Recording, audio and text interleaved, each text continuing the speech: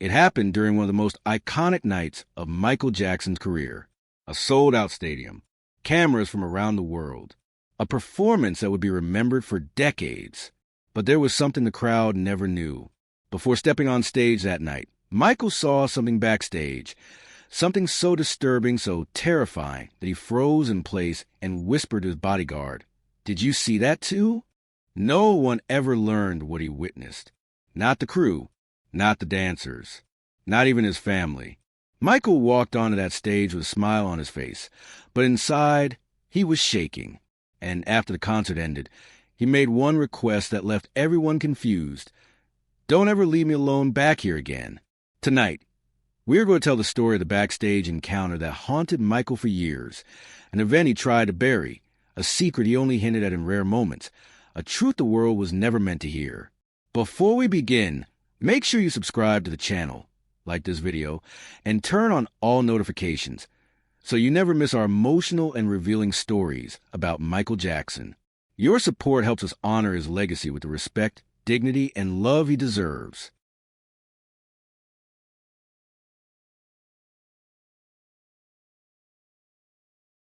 The screams of 80,000 fans shook the stadium like a living wave, each voice calling for the same man, Michael Jackson. The lights pulsed like stars falling from the sky. Dancers rushed to positions, and the opening chord of Billie Jean thundered across the arena. Yet, in the middle of all that electricity, Michael stood frozen backstage. It wasn't nerves. It wasn't excitement. It was fear. Something was wrong, and he felt it long before he saw it. He pressed a hand against his chest, trying to steady his breathing beneath the black sequin jacket that caught the backstage lights like tiny shards of ice.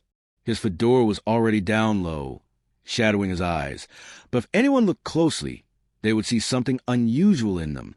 Not his iconic intensity, not focus, but dread. A stagehand brushed past him. 30 seconds, Mr. Jackson." Michael nodded faintly, but didn't speak. His voice felt stuck somewhere deep inside, trapped by a sinking feeling in his stomach. He wasn't alone here, not in the physical sense, but in a different way. There was a presence, a pressure, something he couldn't explain, but couldn't ignore. He stepped closer to the curtain, peeking out toward the roaring crowd. Flashing lights stretched like galaxies as fans held up signs and glowing bracelets. They were ready to explode the moment they saw him. But his eyes drifted away from the audience and into the dark space behind the lighting rig at stage left, a far corner no one should be in during showtime. Someone stood there, still, silent, watching him. At first, Michael thought it was a crew member, but the figure didn't have a headset, didn't carry equipment, didn't move. It just stood partly behind a lighting tower, body cast in shadow, head tilted slightly as if observing prey. And yet, it looked familiar. Not the face, the silhouette. Black hat, long coat. A haunting reflection of him. For a split second, Michael wondered, am I looking at my own reflection? A hallucination? A warning? He blinked. The figure stepped deeper into the dark and disappeared. Michael staggered back. No, that wasn't normal. That wasn't imagination. Something just locked its eyes on him. "Michael, we're live in 10, the production manager called out. He forced himself to breathe. He had performed sick, injured, exhausted. He always pushed through. But this fear, it wasn't physical. It crawled under his skin like cold fingers. Then a hand landed on his shoulder. Michael flinched so hard he nearly dropped his microphone. It was Karen Fay, his longtime makeup artist. Hey, what's wrong?" she asked softly, seeing his trembling. "You're pale." Michael swallowed. "Someone's here." She frowned. "What do you mean?" "A man backstage. Dressed like me," he whispered. "He was staring at me like he wanted to take my place." Karen looked around. No figure. No shadows moving. Nothing suspicious. Just rushing dancers and frantic crew members. "Maybe it's just the tension," she said carefully. "You're tired, Michael." He hated when people said that, as if exhaustion created nightmares. But he knew what he saw. Every instinct. The same instincts that perfected his timing, his dance, his art, screamed that someone had followed him. Someone who shouldn't be here. A guard rushed over with an earpiece. "Mr. Jackson, we need you at the lift. Now!" Michael nodded, but his eyes kept scanning the shadows. Every dark corner looked deeper than usual, like something was waiting at the bottom. His heartbeat thudded against his ribs as he walked toward the stage elevator that would lift him into the roar of the audience. Dancers formed lines behind him. He closed his eyes for a moment, listening to the countdown echo through his mind. 10, 9, 8. He opened them, and the figure was there again, this time closer, just a few steps away, half hidden behind equipment cases. Same hat, same silhouette, same motionless presence, as if it had simply shifted with him, staying in the blind angles where only he could see. Michael's breath hitched. "Who are you?" he whispered under his breath. The figure's head tilted again, a mimic of how he tilts his own head during performances. 7, 6, 5. Kara noticed his panic and followed his gaze, but again she saw nothing. "Michael," she said, gripping his hand. "Look at me. You're okay. You're safe." Michael shook his head slowly. Not tonight. Because the figure wasn't going away. 4, 3. The lift floor vibrated beneath him. The crowd grew louder, chanting his name. 2. Michael placed his hand over his chest again, trying to steady the shaking. 1. The platform began to rise, and Michael felt something ice-cold glide behind him, like a breath against his spine. He jerked his head to look over his shoulder. No one, but a whisper followed him upward into the blinding light. "You're not alone." The crowd erupted as he appeared center stage. Fireworks exploding, music blasting, fans screaming with pure devotion. Michael forced a smile, but his eyes were still searching the shadows. Because backstage, someone or something had followed him, and tonight it wasn't going to leave. Backstage smelled like cables, metal, and nerves. Crew members rushed by with headsets and clipboards, calling out timing cues in a constant stream of urgency. Michael Jackson stood at the center of it all, yet apart from it, an island of stillness wrapped in sequins and pressure. His silver glove shimmered under the half-lit bulbs of the dressing area as he adjusted it on his hand. Every move he made was smooth, precise, artsy, the way only Michael could be. His heart beat, though that was chaotic. He couldn't stop thinking about what he had seen earlier. That figure, that presence, watching him from the dark wing of the stage. He tried to shake it off.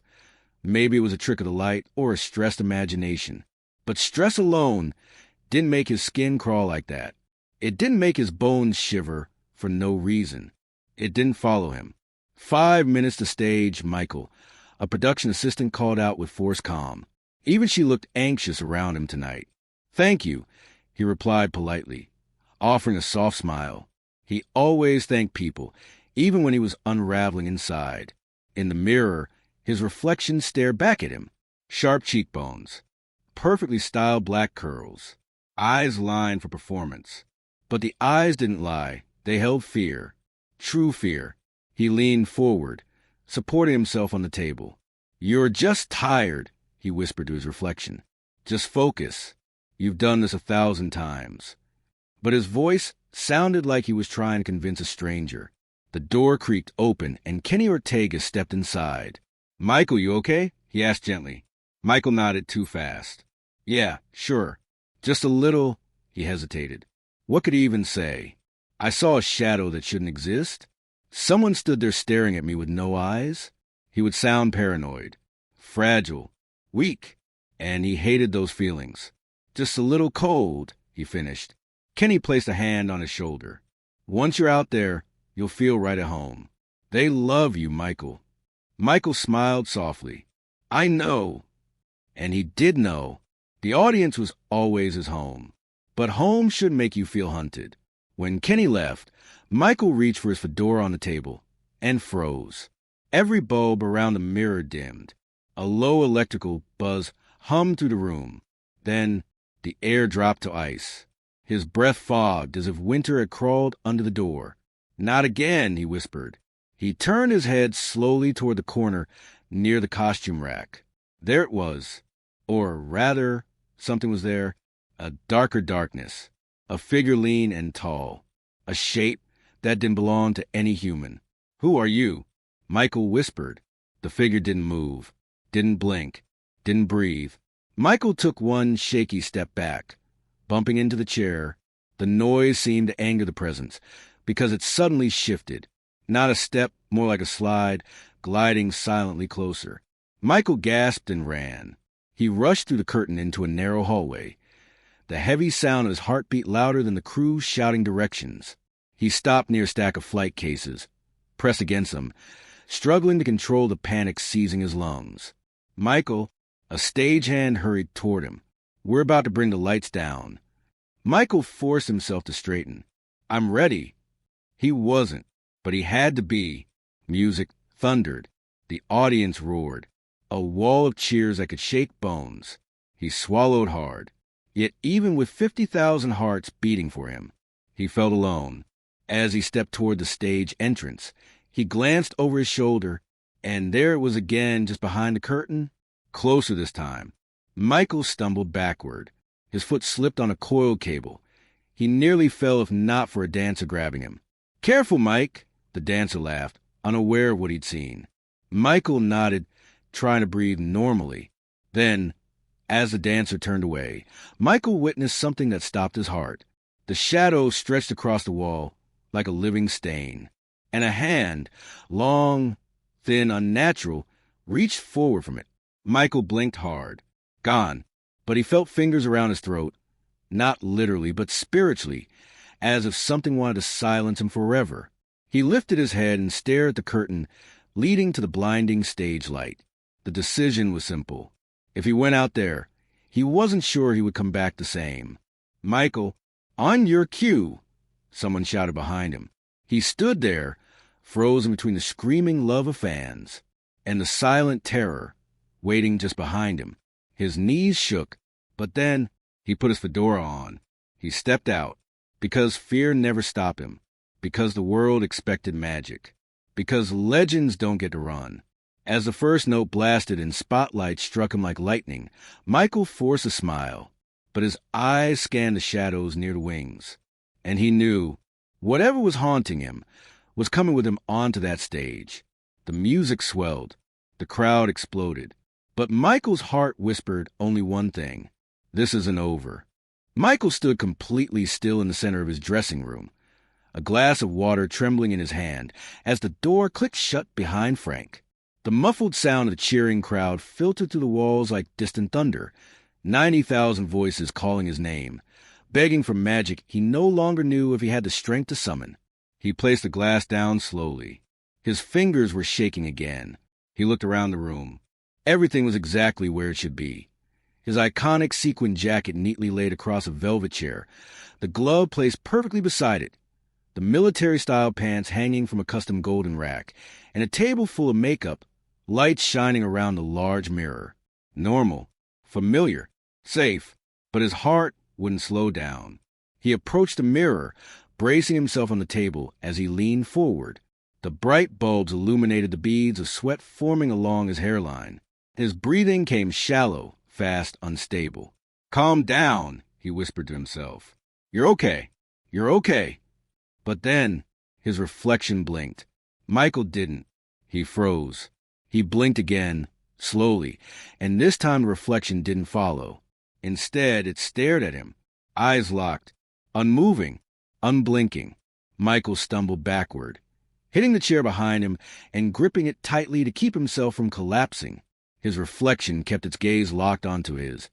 But the expression had changed, subtle enough that someone else might have missed it. But Michael saw everything. The face in the mirror looked angry. "You're tired, Michael," he whispered shakily, trying to convince himself it was just exhaustion. "You need rest. You're seeing things because you need rest." Yet the reflection looked stronger, sharper, standing straighter than he was. His own ghost. An accusation in the shape of his face. His chest tightened. "No," he whispered, shaking his head. "Not again." His reflection's lips curled into the faintest smirk. Michael collapsed to the floor. A sharp pain cut through the center of his chest, and suddenly the small room felt too tight, the air too thin. He struggled to breathe, each inhale wheezing like a dying flame. He covered his eyes with both hands. "You're hallucinating, that's all. Stress, exhaustion. Stop feeding the fear." He counted to 5 before daring to look up. His reflection was normal again. Just a man, alone, afraid, aging under the weight of his own legacy. His body shook anyway. "I'm losing myself," he whispered. He crawled to his chair, slowly pulling himself back onto it. His hands clenched the armrests until the tremors eased. He forced himself upright again, gripping the table and staring into the mirror, refusing to turn away. He studied every detail. His tired eyes, the small lines growing near his temples, the sadness buried so deep, no makeup to hide it. This was him. Just him. Finally, he exhaled slowly, closing his eyes. Then the bulbs around the mirror flickered. Once, twice, a stutter of dimming light.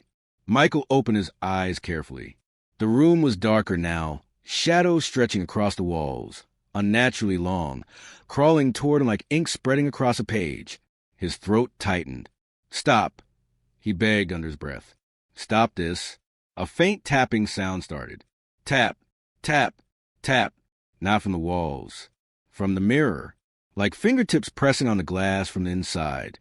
Michael backed away until the chair stopped him again. His breath trembled, forming soft gasps he tried to silence. He could barely move, barely think. Tap, tap, tap. This time louder, more frantic. Then, a voice.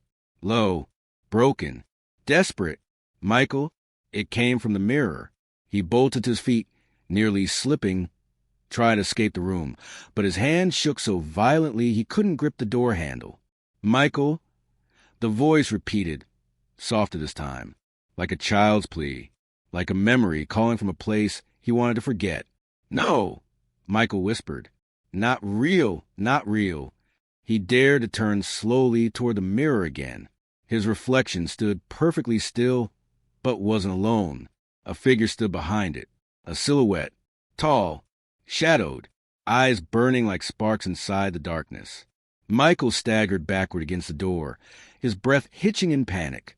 His heart hammered, so loud he couldn't hear anything else, not even crowd outside anymore.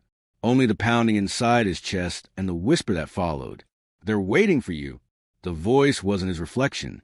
It wasn't the shadow. It came from a room, close, near his ear. Michael whipped around, but no one was there. He fumbled with the door again until it finally opened. He stumbled into the hallway, nearly crashing into a wardrobe case as he tried to gather himself.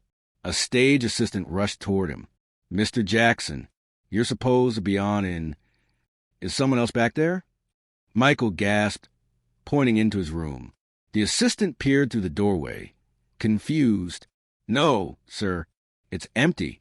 Just your things. Everything is fine." Everything was not fine. Michael looked back one more time and froze. His reflection stood in the mirror, visible even from a hallway. But now, it wasn't looking at him. It was looking toward the shadow behind it, and the shadow lifted its hand, as if waving goodbye. Michael slammed the door shut. The assistant stared at him, wide-eyed. "Sir, are you okay?" Michael wiped a tear quickly, hiding his trembling hands in the pockets of his jacket. "Yes," he lied, voice barely above a whisper. He looked down the long backstage corridor toward the entrance to the arena. 90,000 people waited. Lights, cameras, the world. But Michael's world had just changed. Without another word, he stepped toward the stage, and the door behind him slowly creaked open on its own. He didn't dare turn back. Michael stood frozen in the narrow backstage hallway, listening to the heavy thud of his own heartbeat echo inside his chest. The whispers, they weren't like ordinary voices. They were layered, overlapping, as if multiple people were speaking at once, but without forming real words. It sounded ancient, wrong, like something that shouldn't exist in a place filled with music and life. He pressed his back against the wall, his breath trembling. He wasn't alone, he could feel it. The air itself seemed aware of him, like something unseen was studying him, waiting. A security guard finally rushed toward him. "Mr. Jackson, are you all right?" The man's voice echoed far too loudly, bouncing off the dark walls. Michael opened his mouth to speak, but nothing came out. He simply pointed toward the far end of the hallway, where the shadowy figure had just been. The guard shined a flashlight straight ahead. The beam cut through the dark. Nothing. No door open. No footprints. No movement. Just stillness. The guard turned back to him. There's nobody here. Maybe the lights flickered and... No, Michael whispered, shaking his head. I saw someone. Right there, looking at me. The guard frowned, trying to stay professional. Can you describe what you saw?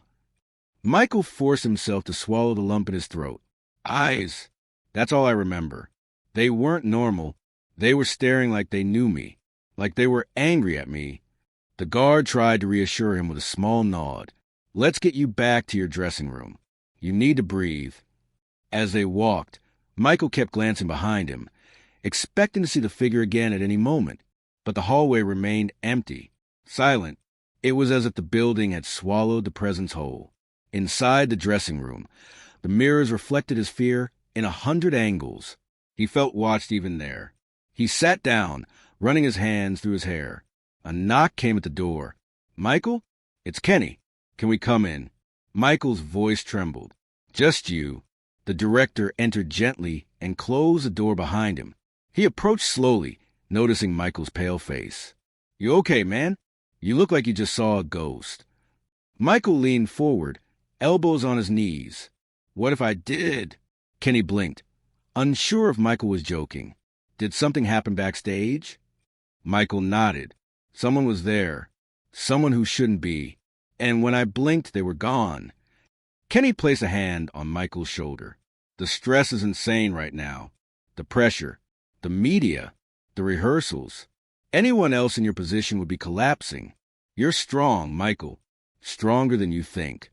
Michael didn't feel strong. He felt hunted. I've seen strange things before, he whispered. But this wasn't a trick of the light. This wasn't stress. Kenny sat next to him. You want to cancel tonight's show? Michael hesitated. The fans, the love, the responsibility. They were his oxygen. He couldn't disappoint them. No, he finally said. They came to see me. I owe them a show. Kenny nodded, respecting him deeply for it. Michael stood and looked at himself in the mirror. I'll be okay, he tried convincing himself more than anyone else. But as he stared into his own reflection, something in his peripheral vision moved. A shadow passed behind him. Michael gasped and spun around, but the room was empty. Kenny jumped up. What is it? Michael pointed at the mirror with a shaking hand. Someone was behind me. I saw them. Kenny turned on every light in the room, even the lamp in the corner. Look, there's no one else here. He checked behind curtains, under the makeup table, even the bathroom. Michael felt dizzy. Tears blurred his vision. Why me? Why now? Kenny hugged him, something he almost never did, knowing how delicate Michael's personal space was. You're safe. I promise. A knock interrupted them again. One of the dancers. Places a finale in 5 minutes. Michael wiped his eyes with the back of his hand. Showtime. As he walked toward the stage entrance, he whispered to himself, just get through this. Smile, sing, and get home. The roar of the crowd grew louder with each step.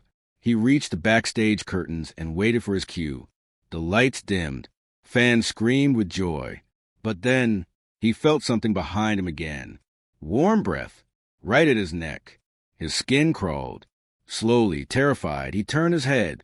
There they were, those same eyes. But now, closer. So close he could see the reflection of the stage lights glowing inside them. Michael stumbled backward. A stagehand rushed to catch him. You good, Mike? Michael forced himself to nod. The eyes were gone. The music cue hit. His dancers took their places. The opening beat vibrated through the arena. This was it, the grand finale. Michael stepped forward, microphone in hand, taking a deep breath before walking onto the stage. But this time, fear walked with him. The stage exploded with energy as he performed, but none of the crowd saw the tension behind his eyes. Every time the lights went dark between beats, He feared the figure would appear again. Every breath felt like a countdown. He pushed through the choreography flawlessly, the king even while terrified, until final pose. The crowd erupted, but as he stood there, lungs burning, sweat dripping, he saw it, high up in the rafters. Those same glowing eyes watching him. And this time, they blinked. Michael's heart nearly stopped. The lights cut out. Blackness swallowed the arena. And in the darkness of that final second, Michael heard the whisper again, closer than ever. "We are not done." Michael staggered back into his dressing room, closing the door with shaking hands. The soft click of the lock sounded like the final fragile barrier between him and the terror he had just faced backstage. His breath came in sharp, trembling bursts, as though the air itself had turned heavy and afraid to enter his lungs. The mirror in front of him reflected a version of himself he barely recognized. Eyes wide, skin pale, sweat clinging to his forehead beneath the rhinestones and makeup. He pressed both hands against the counter to keep himself grounded. Stay with me, he whispered to himself, as if begging his heart not to give out. A soft knock sounded against the door. Michael jumped. It was too soon. He wasn't ready for anyone to come in, not after what he had seen. The knock came again, gentle but persistent. "Michael?" Came the soft voice of Karen Fay, his makeup artist and longtime friend. "It's me. Can I come in?" Michael swallowed hard. Karen wasn't a threat. She had never been one. She was one of the few people he trusted not to use him or push him beyond breaking. But trust didn't erase fear. "Yeah," he whispered, forcing the word out. "Come in." Karen stepped inside slowly, closing the door behind her. She immediately noticed a tremor in his shoulders, the panic in his posture. "Michael," she breathed, moving closer, "you look like you've seen—" He cut her off with a frantic nod. I did, Karen. I saw something." Karen's eyes widened slightly, but she kept her voice calm. "Okay, sit down. Just breathe."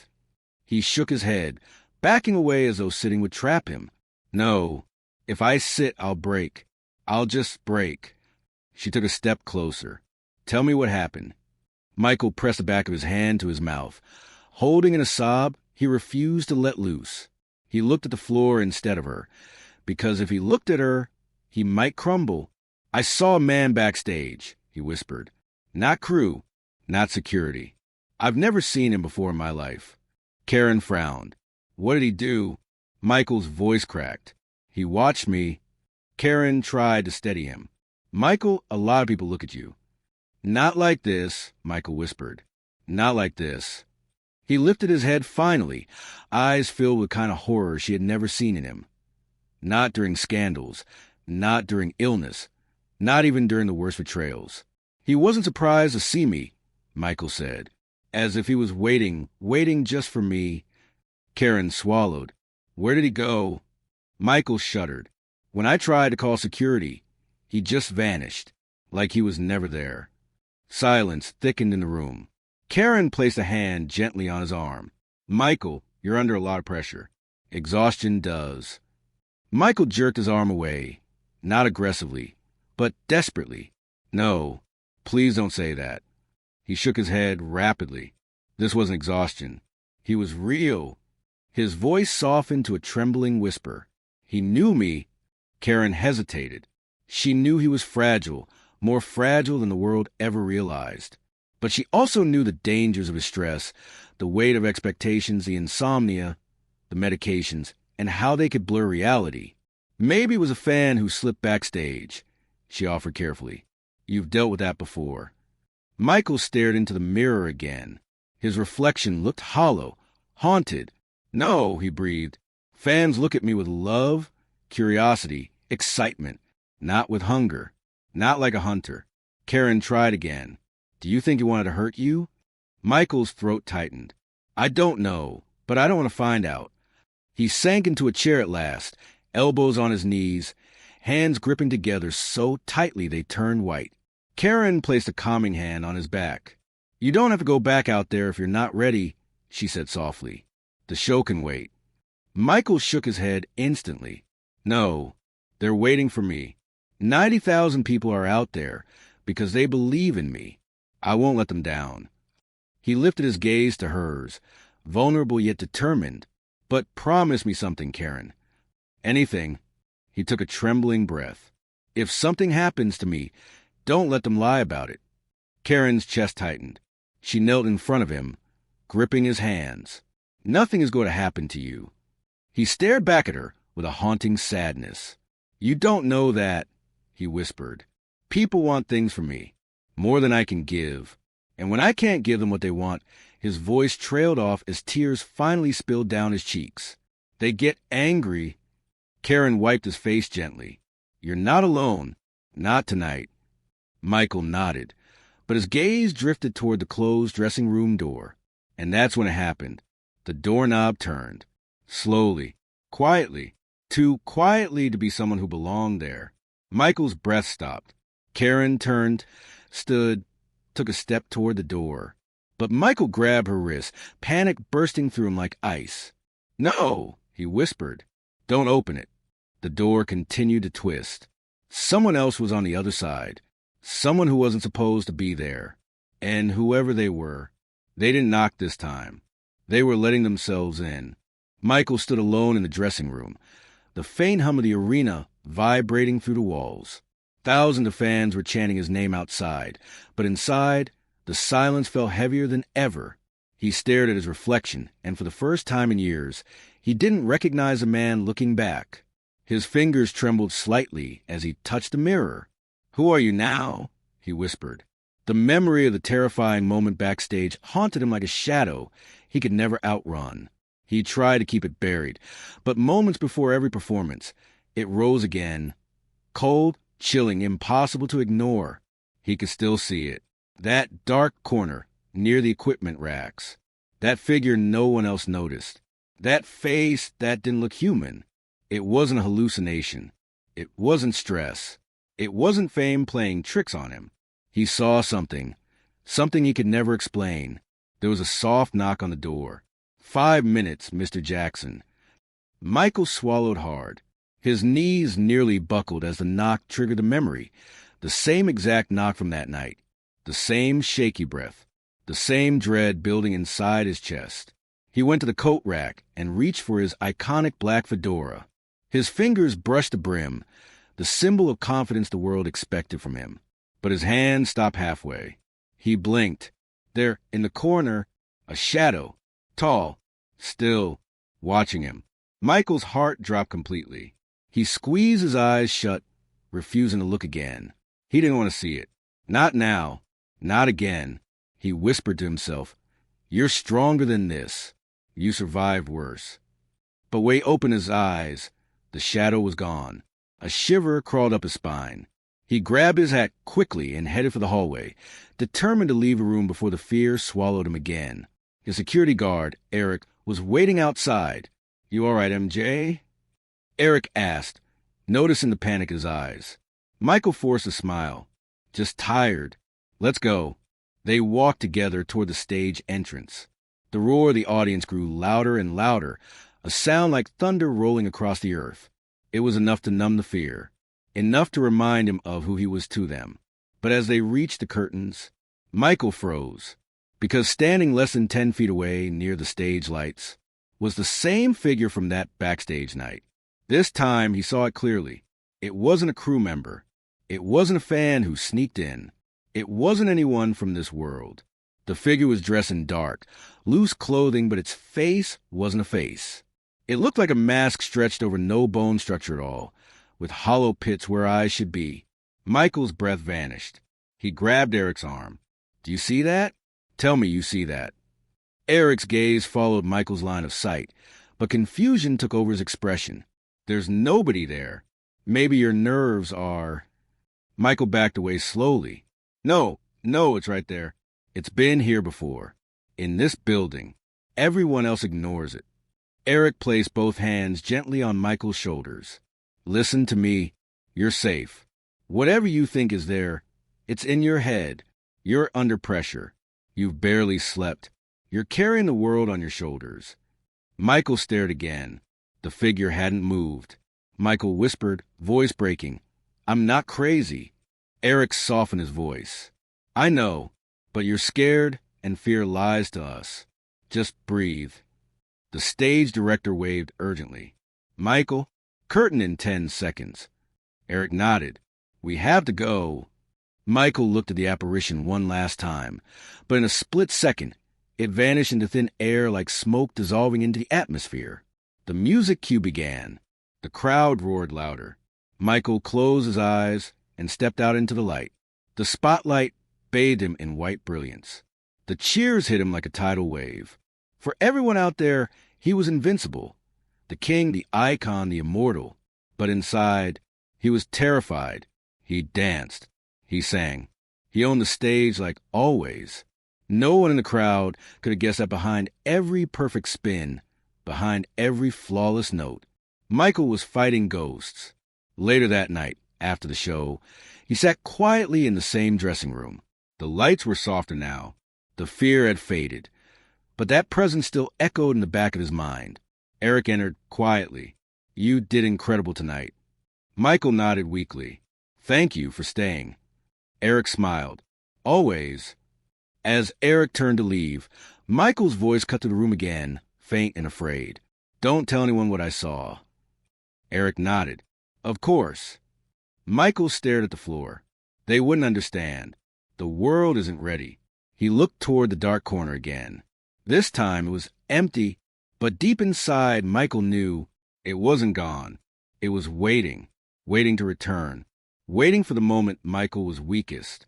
And the world would never know what truly haunted their king of pop, because to this very day, he never spoke of it again. When people talk about legends, they forget legends are human, and sometimes even the greatest heroes hide the darkest fears. If this story touched your heart, subscribe to the channel, like the video, and share it with someone who loves Michael Jackson. His legacy lives on, not only in music, but in the truths he carried alone.